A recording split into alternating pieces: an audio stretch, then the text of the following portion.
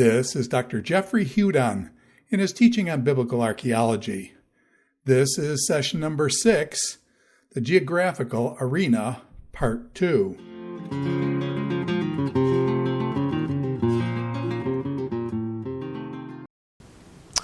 Okay, our next geographical region in the Holy Land is called the Plain of Sharon. And this again is the coastal plain that borders the Mediterranean. And you would think that this plain would be very, very fertile and wonderful for farming, but there's a problem here, and we'll discuss that in a minute. But this is a good view of the Sharon looking north to south. And one of the issues in antiquity and even today is the fact that there are no or very few natural harbors along the coast of the Levant. Atlit is a small one. Herod actually built his own. Jaffa is a fairly poor port. The Israelis have worked a lot around Ashdod and built a modern port there, again using fill and building a lot of artificial jetties and piers. The Plain of Sharon in antiquity, as it does today, had a series of small streams or wadis going into the Mediterranean. However, these would be blocked by what's called the Kirkar Ridge, and we'll see a picture of that in a minute.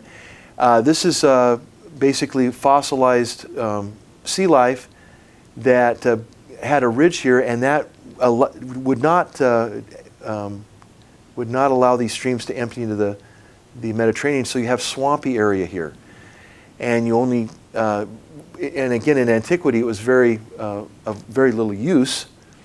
And so your road, your Via Maris or your coastal highway had to go to the east here.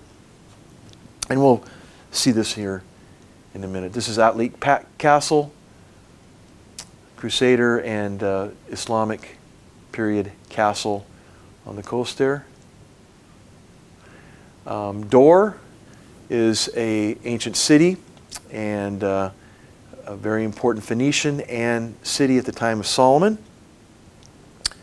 that has been excavated extensively over many years, I think beginning in 1980 all the way to relatively recently. Farther south we have the famous Caesarea Maritima, and this is again built by Herod from a smaller settlement called Strato's Tower. And Herod, of course, did everything extravagantly and large, and he state of the art at the time, actually did build an artificial inner and outer harbor and used cement developed by the Romans to actually harden underwater. And that was all done by hand. This is the early stage of this settlement. Herod actually used the tides to wash away the sewer. The sewer was flushed down into these vaults. You can't see them here, and the tide would come in and wash the sewage out of the vaults. So a lot of high tech for the time techniques used to build this city, and not least of which was a water supply. No water supply around this site, so Herod built a long aqueduct from the foot of Mount Carmel to bring spring water all the way to Caesarea. And this is Caesarea today. Herod had a palace, and we'll see, I think, another picture of that. This is one of the pools that he built adjacent to his palace. And you can see the theater there and the way it looks today. Here's Herod's palace as it appeared in antiquity. There's the theater. He had both saltwater and freshwater pools with fish, and of course the aqueduct from Mount Carmel. Incredible ingenuity by Herod and his Roman engineers. This is part of those Kirkar ridges.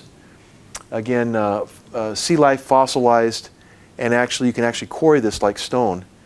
And that blocked, with few exceptions, groundwater and stream water from getting to the Mediterranean, creating swamps. And of course that's been alleviated in modern times.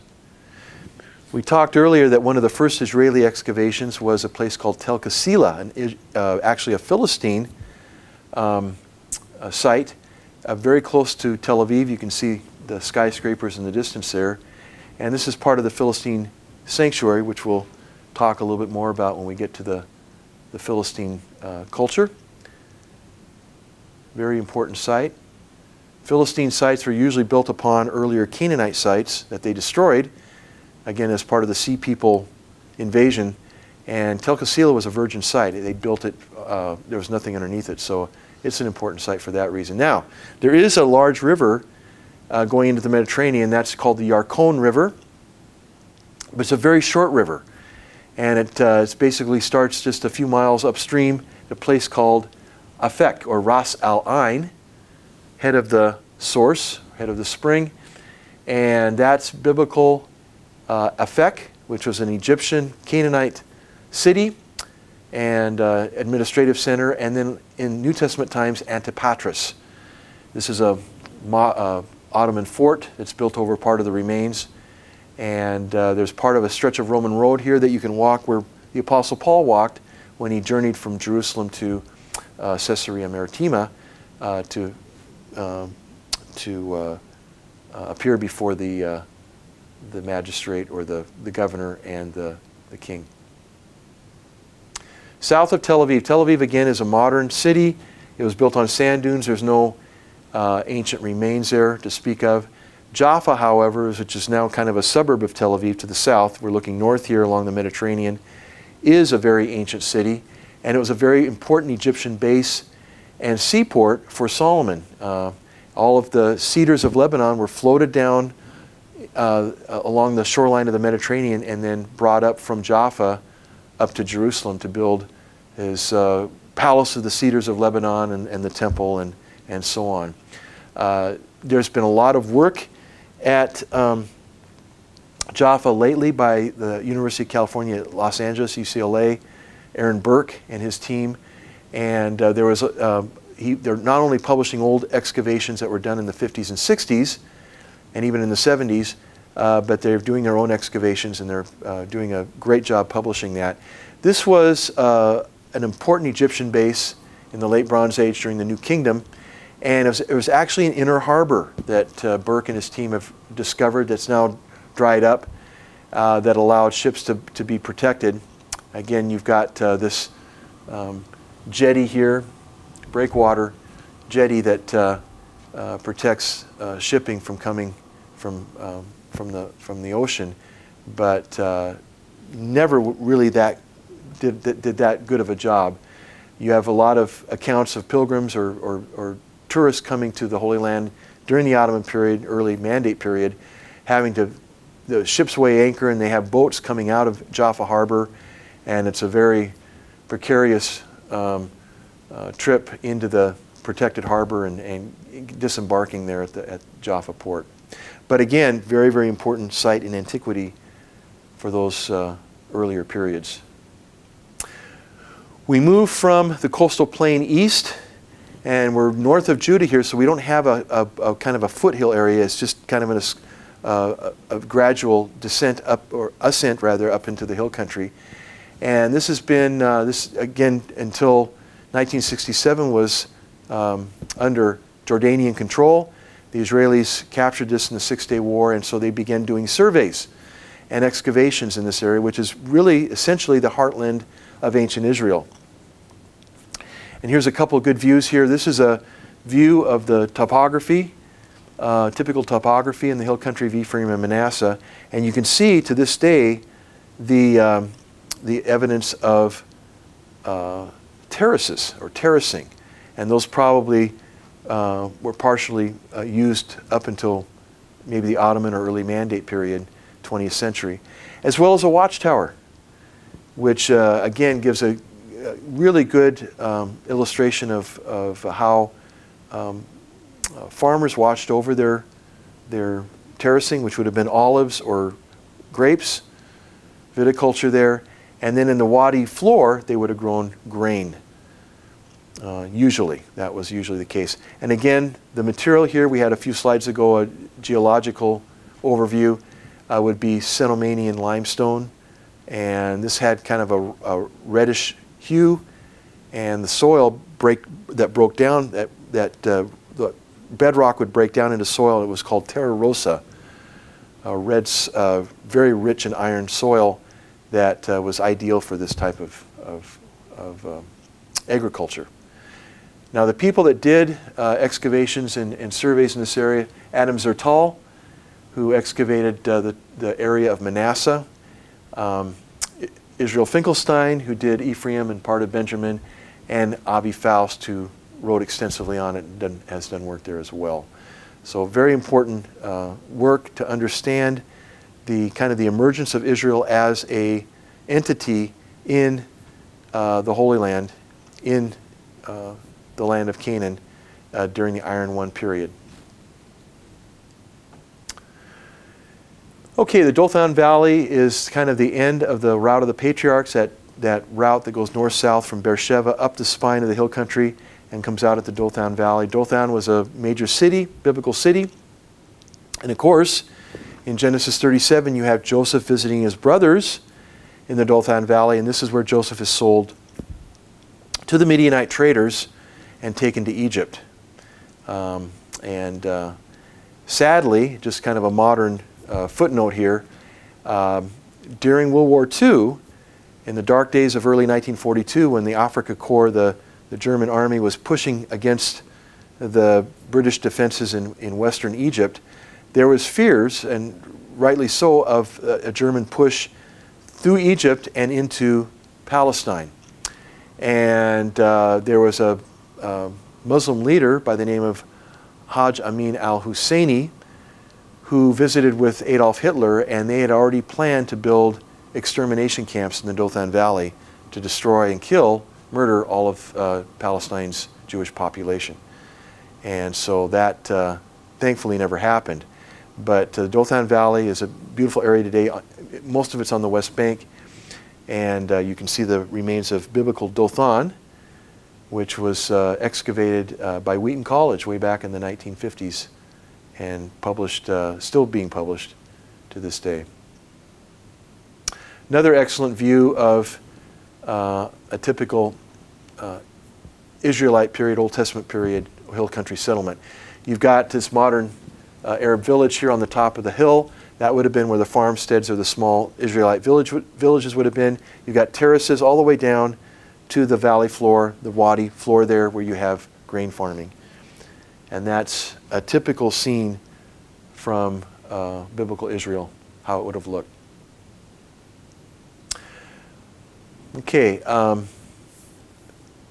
ancient Samaria, Sebastia, is again a famous city built in the hill country of Manasseh, and it was chosen by Omri, king of Israel, and it was actually, he bought the land from Shemer, which was oftentimes considered an estate, but there was an actual pre-Omride settlement there at Samaria, and he built a city, and then of course Jeroboam II in the later Jehu dynasty expanded that as well, and it was a fabulous city, very well protected, very well built, and some of this again is later remains of the Greco-Roman settlement. This is a Hellenistic tower here, but some of these remains here are Israelite. Excavated, we mentioned George Reisner, but also in the 1930s as well, and a few small excavations later on. This is a site plan of Samaria as it appears today.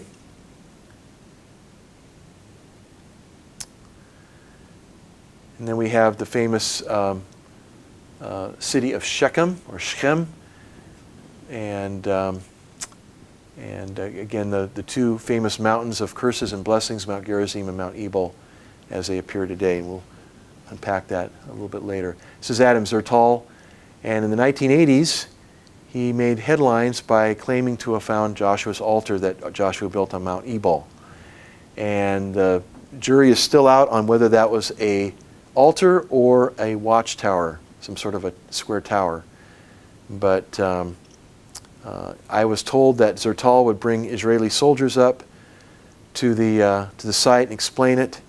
And Israelis that are mostly agnostic, the soldiers would often renew their faith in God by seeing these remains and seeing the evidence, hearing the evidence that Zertal explain to him. Zertal was a veteran of the Yom Kippur War and badly wounded. I think he served in a tank and he walked with crutches the rest of his life. He unfortunately passed away a few years ago. Here's ancient Shechem, again, New Testament Neapolis, and you can see some of the walls here. The Migdal Temple, a huge temple that was excavated Middle Bronze, Late Bronze age, and again, the scene of various biblical accounts in the book of Judges and earlier, and often called the uncrowned queen of the hill country because it was the first capital of Israel after the separation of Israel and Judah, after the death of Solomon. But then it lost its luster, and the capital moved first to Tirzah and then finally to Samaria. Again, Bronze Age gateway here, and Masibah near the Tower Temple that's been uncovered. And again, this is for us here at Andrews University, this was the first site that our founding professor excavated at as a volunteer in 1962. Here's the second Israeli capital, Tirzah, on the Wadi Faria. Again, a better location in some ways, but only served as Israel's capital for a relatively short time. Excavations are going on as I speak at Shiloh, and excavations were done there by, over the years, by, I believe, a Dutch expedition, and then an Israeli expedition, and now an American expedition, looking for the site of the tabernacle. And the recent excavations there claim to have, the excavator claims to have found where the tabernacle would have been located. Okay, we go back out to the coast now. South of the plain of Sharon is the Philistine plain. And as you can imagine, this is the homeland of the Philistines. This is outside of Tel Aviv. Ancient tower there. And here's an excellent, again, a satellite view of the coastline of Israel, looking south towards the Sinai. And you can see the darker areas are the areas where there's adequate cultivation or water, where the lighter areas are dry and more arid. This is the area we're looking at right here. Okay, the coastal plain. Got a quote here from Amos Oz. Israel, the coastal plain where 8 out of 10 Israeli Jews live, far removed from the occupied territories, from the fiery Jerusalem, from the religious national conflicts, is unknown to the outside world, almost unknown to itself.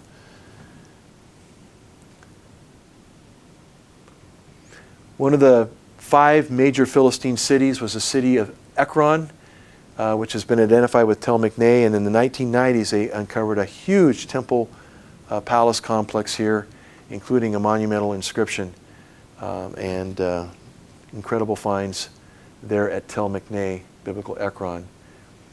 We've already seen pictures of Gath. This is Aaron Mayer, the Bar Ilan University professor, with a 4-horned altar, missing 2 of them, but originally had 4.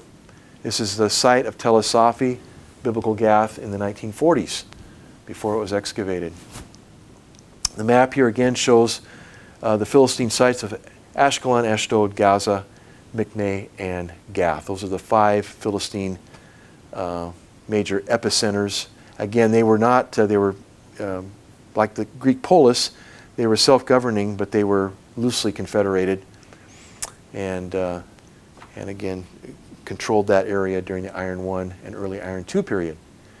This is Petrie's site at Tel El Hesi, and originally he thought it was Lachish. That's clearly wrong. Scholars now believe it's a site of Migdol Gad. And this is some modern excavations there done in the 1970s, not Petrie's. Pictures here of Ashdod during the excavations. Today it's just a kind of an overgrown mound. Not much to see there. But recent excavations at the foot of the Tel have uncovered an Assyrian administrative center dating to the 8th and 7th century BC, which has opened up some very interesting possibilities of biblical history, which we'll talk about later. Harvard University excavated Ashkelon. Again, one of the cities right on the seacoast. Ashdod is slightly inland. And Ashkelon, very well funded, as you can imagine. Beautiful Middle Bronze gateway. You can walk into the city the way people did some 3,500 years ago. And outside of this gateway was found a small pottery container or a pottery house with a silver calf inside of it, which was a kind of a very well publicized find. Gaza, the final city along the coast, again a Philistine city, not very well excavated because of modern political situation. And there has been some excavations there. The French have done work there as well as the Palestinian Authority, but not very well published so far. We jump from the coastal plain, or the plain of Philistia, over to what's called the wilderness of Judah. And wilderness, again, we need to clarify what that means. In Hebrew, it's midbar, which means steppe or rugged country, dry, rugged country. It's not desert. It's often called the Judean desert, and I've called it that and probably still will, but it's more of a rugged steppe land. And it's a really relatively small area, about 15 miles in width and about 50 miles in length. But it's an important region in biblical history because so much happened there, and because the evidence or remains that were deposited there have more or less survived. This is where we got the Dead Sea Scrolls, all the Judean caves with finds from various periods. All happened here in the wilderness of Judah. Here's some of the terrain east of Jerusalem, kind of giving you an idea of what it looks like. You can see the mountain regions here, and then this steppe land, rugged steppe land that drops down dramatically from 2,500 feet to 1,400 feet below sea level.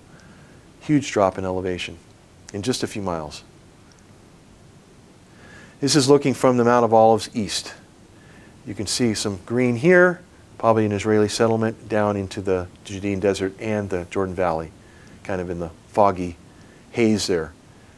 This is a theater again at Hebrew University on Mount Scopus, looking east towards that. It's almost just a very dramatic change when you cross that watershed line, because there's a rain shadow there. The clouds will fall on the hill country and then bounce over the rift, and whatever's left will fall on the Transjordanian highlands. And finally, we come to the Dead Sea. Very dramatic picture there. 33% salt. Here's some pictures along the shore. It's shrinking rapidly. There's a ecological crisis that they've been trying to resolve. And some facts there: 8.6 times saltier than the ocean. A lot of health benefits, a lot of health spas from the mud of the Dead Sea. Has a lot of medicinal qualities. It's about 42 miles long and 11 miles wide, and that probably would have been more or less in antiquity. 33.7% salinity and 1,200 feet deep. So it's a very deep body of water, the upper basin or the northern basin. We talked about the En-Gedi temple overlooking the Dead Sea, so we'll pass by that, and the Chalcolithic finds by Bar-Adon. Here's a dramatic picture again, looking down on En-Gedi from the ascent of Ziz. And there were, again, fortifications here in antiquity, both Israelite and Roman, because this is one of the gateways up into the hill country. And you have in 2 Chronicles 20 an attack by the Ammonites, Moabites, and the men of Mount Seir against Jehoshaphat, and they come up this ascent and attack Judah. Of course, end up killing themselves. And again, next to En-Gedi is the Nahal David, which has a spring, and it's a very famous or popular place to hike and to picnic for Israelis and tourists alike. And this again was where David and his men would have hidden from Saul, as there's a lot of caves in the area. Another place in the Judean desert is the Bukia Valley, the Valley of Achor. And this is east of Jerusalem. There's kind of a plain here, and popular again for mountain biking today. But in antiquity, this was used as kind of a paramilitary farmsteads that were established here in the 9th and especially during the 8th century. And we'll talk about those a little bit more in a different slide series. In the book of Joshua, chapter 15, you've got the tribal territories, or the various districts, I should say, of Judah, the tribe of Judah. And the 11th district is the Judean wilderness. And surprisingly, there were 6 cities mentioned, named as such in Joshua 15. And one of the tasks for the biblical archaeologists and geographers is identifying those cities. And again, Pesach Bardon, who found the treasure of the Chalcolithic treasure in that cave, did a lot of survey work and identified some of those 5 cities. One of them was Khirbet Qumran, which is where, again, the settlement where the Dead Sea Scrolls were found in 12 caves now nearby. But there are others as well. And En-Gedi was one. That was discovered. But there was also a city called Ir HaMelech in Hebrew, which means the city of salt. And he uncovered what was basically a series of warehouses and a wharf, or quay, going out into the Dead Sea that actually mined salt from the Dead Sea and processed it for shipment to Judah as a whole. And so literally, the city of salt was a literal city of salt. Interesting to note there. Very, very straightforward in its description. Sakaka, Nibshan, Medim are the other cities. Beit Arava, possibly to the north here. We simply don't know, and different scholars have given different identifications for these sites, one of which is probably Khirbet Qumran. That could be Sakaka. But it's kind of interesting to try to figure out, try to make sense of the list in Joshua to archaeological evidence at the in this area. Now, from Jerusalem to Jericho, of course, there's a road, very famous in the book of Luke, and again the parable of the Good Samaritan. And the Good Samaritan Inn has been restored. That's the only spring between Jericho and Jerusalem, and excuse me, has to be the place where the Samaritan left the injured man under the care of the innkeeper. So that's again a popular tourist spot. This is a picture of it in the 19th, early 20th century, and then later on, and before its full restoration as you see it today. Herod built fortresses. Herod the Great built fortresses in the Judean desert, and one of them is Hyrcania. Again, you recognize the Hasmonean name there. That it was built during the Hasmoneans, and then Herod enlarged and reoccupied it, as well as Kypros, right here, and others as well. And we see Qumran here. We'll have a series on the Dead Sea Scrolls, but very important site for understanding the Jewish sect that collected and preserved the Dead Sea Scrolls for us. They found dramatic discoveries at En-Gedi. At a synagogue, they found burned scrolls that have been deciphered using high-tech methods. Found out it was a part of the book of Leviticus. And again, a picture of En-Gedi in its context. The Old Testament tell and some of the forts overlooking En-Gedi from various periods.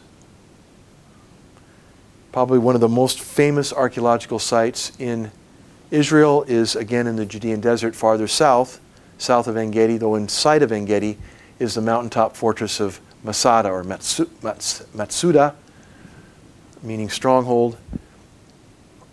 And this again was a kind of a battleship-shaped rocky plateau, mountaintop that Herod has many years before him, and probably even back into David, there was Iron Age pottery found there, used as a refuge. And Herod fortified it, built a wall around the perimeter, and two palaces, a triple-tiered palace, and then a western palace here. Lots of storage space, storage rooms, and had this as a refuge in case the politics got too hot and he had to escape Jerusalem. But in 66 AD, Jewish rebels, the Zealots, actually captured Masada from the garrison there, and this they held out until 73 AD when they were surrounded and assaulted by the 10th Legion under Flavius Silva. Here's some of the storerooms on top Masada, some non-restored, some restored, and you can see the Dead Sea in the distance there.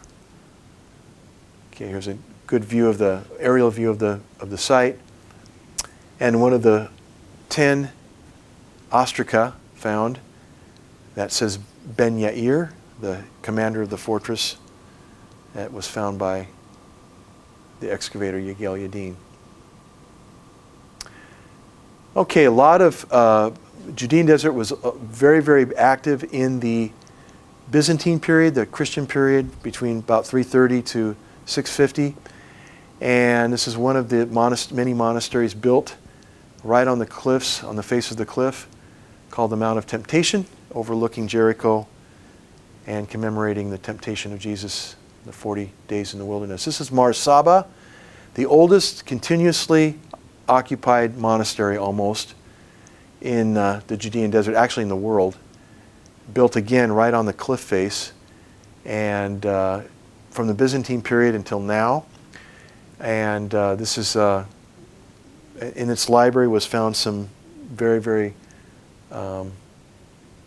interesting and very, very early manuscripts.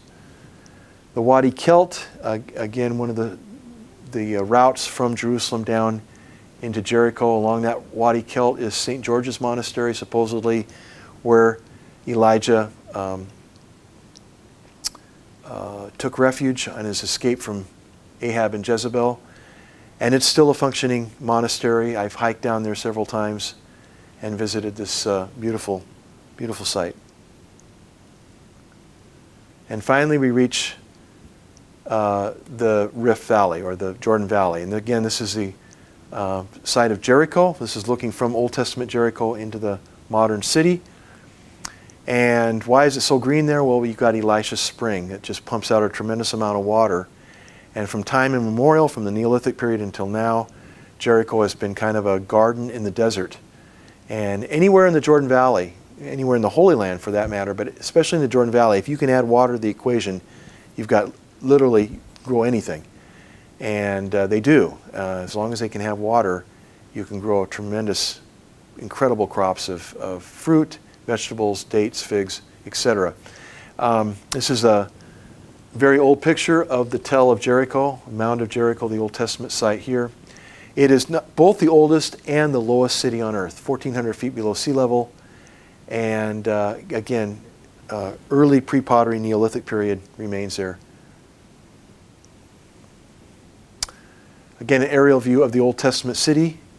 Very small by modern city, maybe 9 acres in size, but a large city in the Old Testament period. And this is what it's assumed to have looked like at the time of its time of the Israelite conquest. You can see the trench here made by Kathleen Kenyon, that famous British archaeologist that dug here in the 1950s. And through that trench, she cut through all the strata, all the different layers of the city, down from the top to the bottom.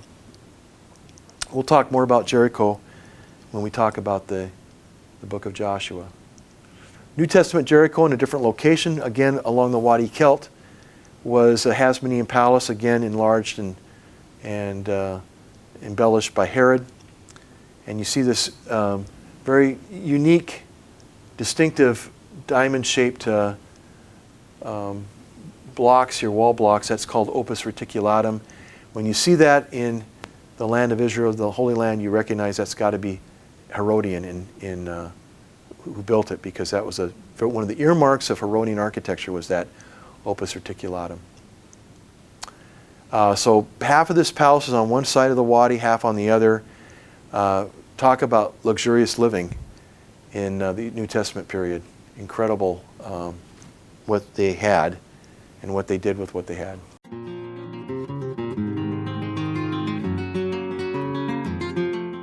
This is Dr. Jeffrey Hudon in his teaching on biblical archaeology.